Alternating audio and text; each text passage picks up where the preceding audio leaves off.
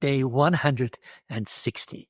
Another day of celebration, another milestone. Can you believe how far we've come, how far you have come? 160 chapters in the New Testament already. We only have 100 to go. Let's just keep on keeping on. You're going to do this all the way to 260 by the 31st of December. 2 Corinthians chapter 11, Paul continues this elongated appeal, this defense of his ministry, and it's born out of this incredible concern, this love as a father has for his child that he has for the church in Corinth. He is concerned about the purity of their faith, that they're being drawn away from this purity by people with impure hearts. He has really hard words for them. He calls them false apostles, at some stage sarcastically, super apostles. And he's concerned that they're corrupting. He even calls them children of Satan. And he kind of has this moment of judgment and condemnation reserved even for them. And they are corrupting the church in Corinth. Paul even asks whether they consider his ministry as less important because it was free. This new group who are coming, they are abusing, they are taking, they are in a sense enslaving the church in Corinth, bringing a different Jesus, a different gospel, a different spirit.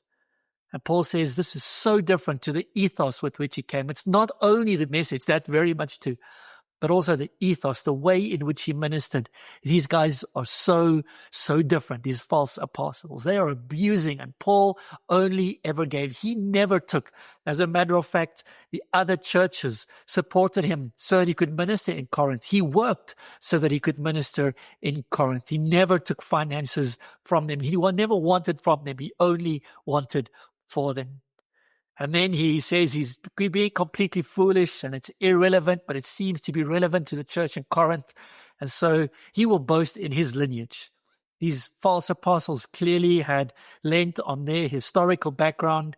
And Paul says everything they bring to the table in the natural, perhaps not speaking. Interesting, that's one thing that he mentions. He was not a trained speaker and orator.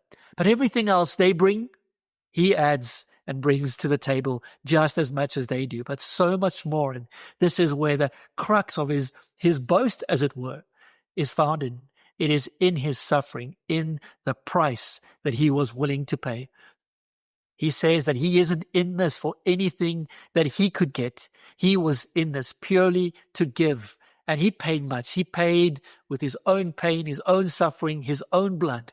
And it's exactly in this weakness, his own physical weakness, that Christ's strength is made perfect.